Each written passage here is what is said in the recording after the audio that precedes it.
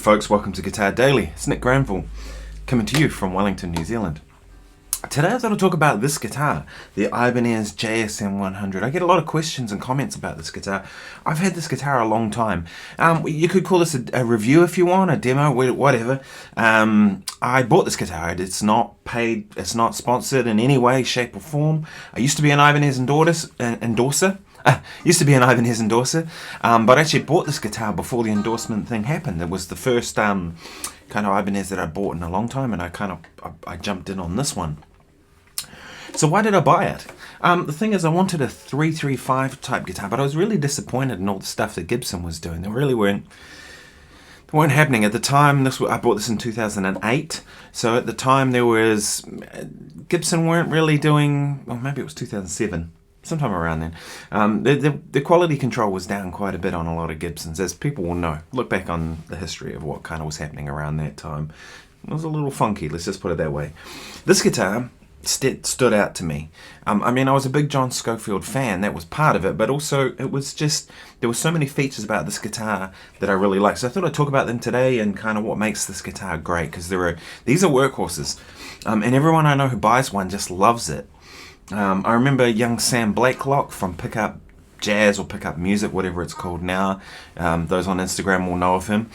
I remember him, he used to live in Christchurch, and he came up to try my guitar because there wasn't any in the country for him to try, and he was going to have to order it, And he tried it, and he went and bought one, and that was a guitar he used for a long time when he was starting. I don't know what he plays now, but I think he's still got his JSM.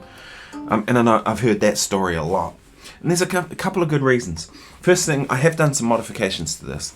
Have a look there. You'll see that it's got one volume and one tone. So I've taken the second volume off, and I just have one volume. I've also switched these around. This used to be here, but to me, the most important thing is the volume control. I want to be able to reach it, and I can just reach it when it's here. I kind of wish it was there a little more, but I can actually get it. And the switch here, I want that out of the way because I find that gets hit. And these are just plugs from an automotive store. I just super glued them on to kind of cover up the holes. It looks better, right? So that's one modification I've done. Other than that, I put strap locks on, which I do on all my guitars. I don't want to put an expensive hole in the floor. Everything else is the same. It's the Super 58 pickups. One thing I really like is check that nut out. It's half brass, half bone, which makes it bright, but also kind of adds a little bit of brightness, which is one of the things with these sort of guitars. They can get a bit flabby sounding, especially in the neck pickup. This has an ebony fretboard, which is the ultimate, if you ask me, right? Ebony is just like so smooth and nice to play. It's also quite bright too, so I think that again adds to the character of this guitar. These are laminate tops, I think. They're plywood top, layered top, I should say. Flame maple over a bunch of different layers, which again cuts down on feedback. It's got a block through the middle, and that's one of the big things with this guitar. I could play that kind of sound.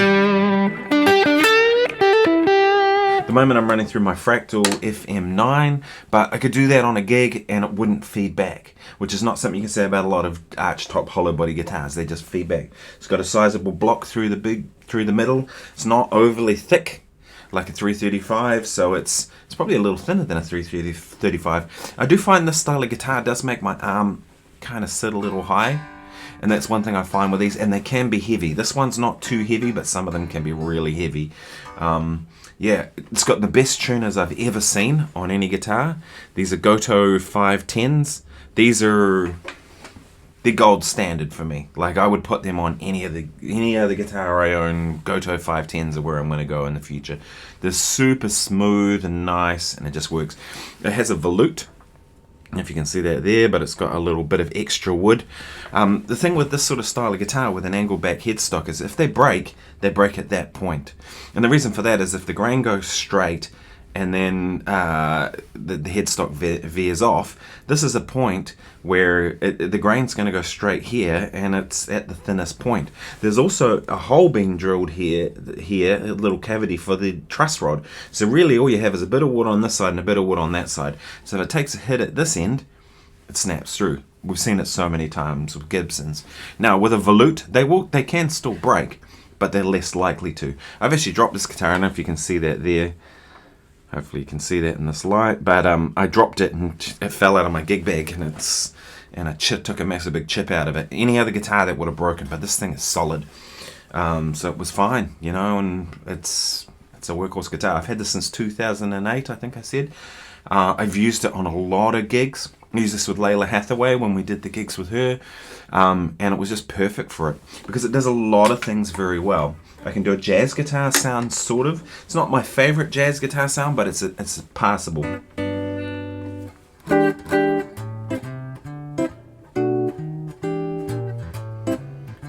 Totally usable.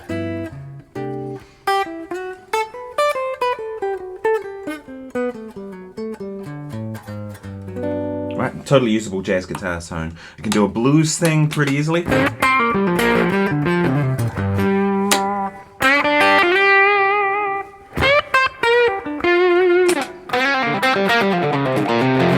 do the rock thing.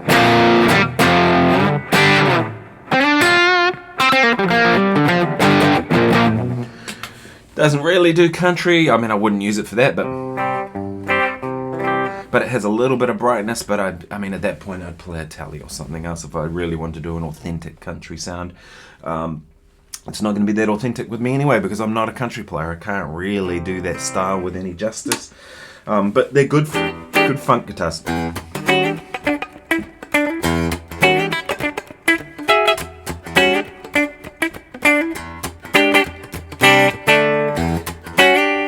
Just works, right? It does that really well. That's my favorite setting on this, is both pickups.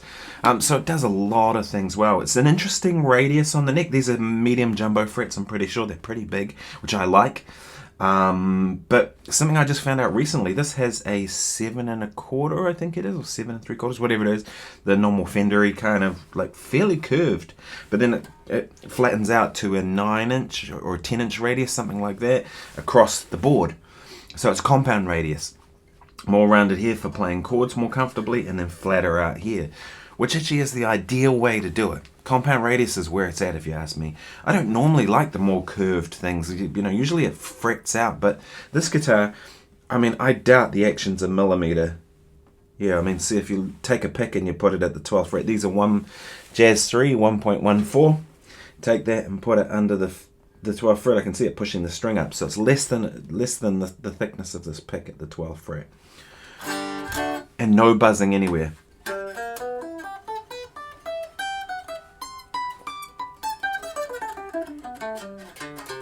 Just clean across the whole neck. You know, which with low action like that is fantastic. The nut came right, but I don't think I've had it adjusted. Yeah, it's all been fine. So yeah, it just works. It's probably my favorite 335 type guitar. This is one of the guitars that I will keep probably forever. I don't see myself ever selling this. It just works.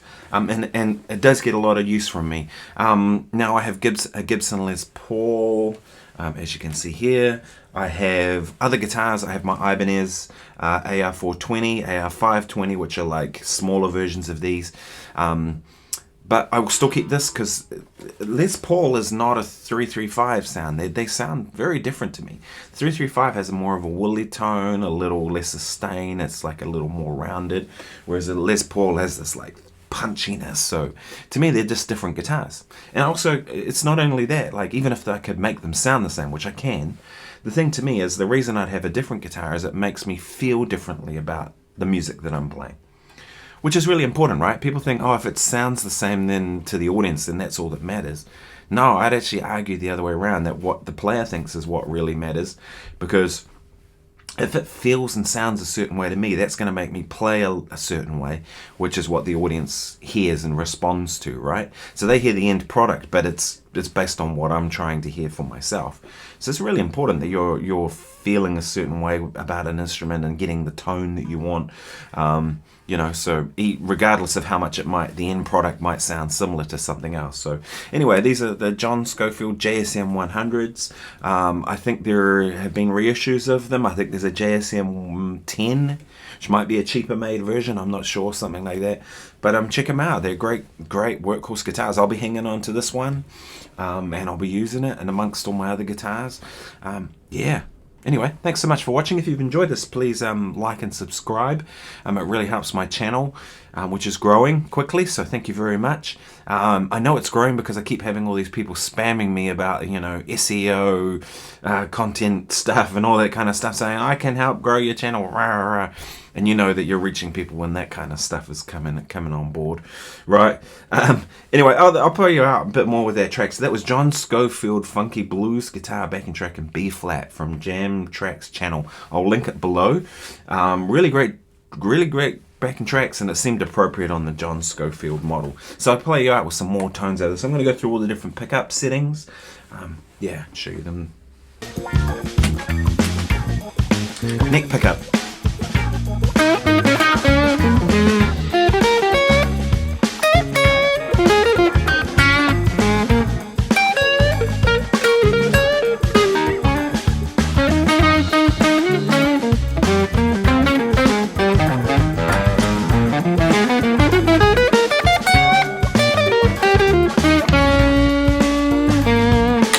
Bridge pickup.